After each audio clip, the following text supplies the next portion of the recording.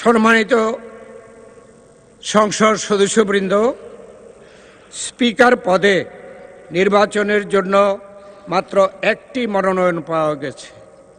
এ অবস্থায় মাননীয় সংসদ সদস্য জনাব হাফিজ উদ্দিন আহমদ বীর বিক্রমকে স্পিকার পদে নির্বাচিত হয়েছে বলে ঘোষণা করা যেতে পারে, কিন্তু কার্যপ্রণালী বিধির ৮ বিধিতে স্পিকার পদে নির্বাচন সম্পর্কিত প্রস্তাব ভোটে দেওয়ার বিধান থাকায় আমি প্রস্তাবটি সংসদের সামনে পেশ করছি।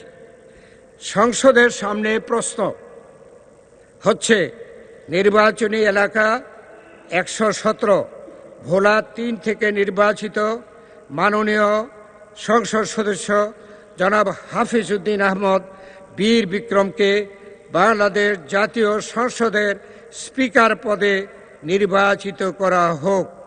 যারা এই প্রস্তাবের পক্ষে আছেন তারা হা বলুন। যারা এই প্রস্তাবের বিপক্ষে আছেন তারা না বলুন।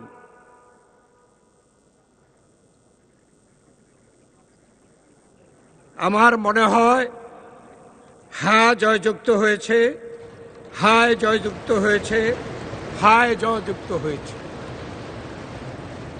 অতএব মাননীয় সংসদ সদস্য জনাব হাফিজ উদ্দিন আহমদ বীর বিক্রম সর্বসম্মতিক্রমে ও বিনা প্রতিদ্বন্দ্বিতায় বাংলাদেশ জাতীয় সংসদের স্পিকার নির্বাচিত হলেন।